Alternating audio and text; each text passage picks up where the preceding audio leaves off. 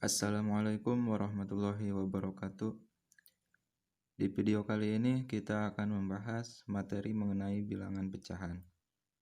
Ya, bilangan pecahan ini bilangan yang dapat dinyatakan dalam bentuk A per B. Ya, di mana A dan B itu bilangan bulat. B-nya tidak boleh sama dengan 0. Oke. Bentuk bilangan pecahan ini seperti ini ya, A per B. Nah, A-nya itu disebut pembilang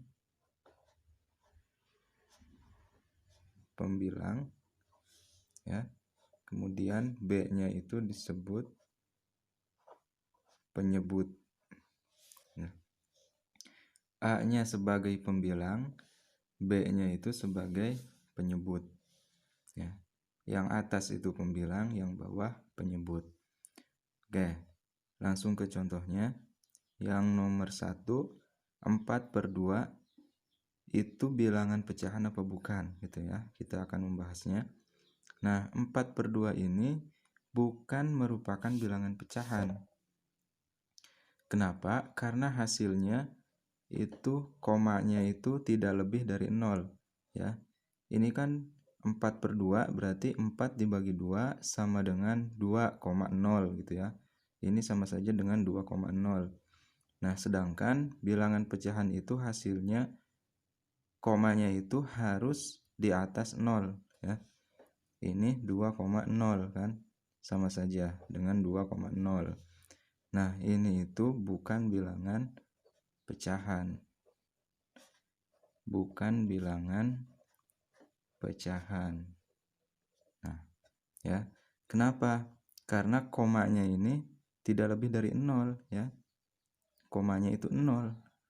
Sedangkan bilangan pecahan komanya harus lebih dari 0. Oke, lanjut ke nomor 2. 5/2 sama dengan 2,5. Nah, ini baru dinamakan dengan bilangan pecahan.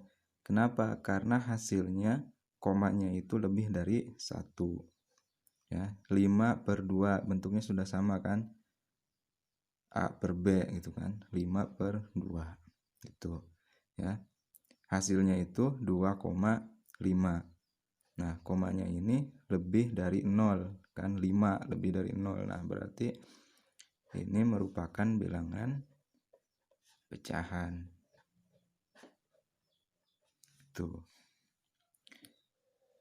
Oke, kemudian jenis bilangan pecahan ya. Yang pertama itu pecahan murni.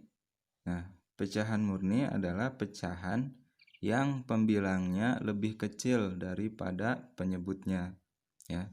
Pembilang lebih kecil dari penyebut. Oke, contohnya 4/2 misalnya. 2/3 ya, salah. 2/3. Nah, 2 sebagai pembilang, 3 sebagai penyebut ya. Pembilangnya lebih kecil daripada penyebut. 2 lebih kecil daripada 3. Nah, ini merupakan contoh pecahan murni gitu ya. Pembilangnya lebih kecil daripada penyebut. Nah, kemudian contoh yang lainnya 6/9 misalnya. Nah, ini juga sama, 6 lebih kecil daripada 9. Pembilang lebih kecil daripada penyebut gitu ya. Lagi misalnya 11/9. Nah, ini juga sama kan. Kan ya. 11/19 gitu. Ya. Nah, kan ini pembilangnya lebih kecil daripada penyebut. Ya, seperti itu. Oke, kemudian lanjut nomor 2, pecahan tidak murni. Nah, ini merupakan pecahan yang pembilangnya lebih besar daripada penyebut gitu ya. Kebalikannya dari pecahan murni, pecahan tidak murni.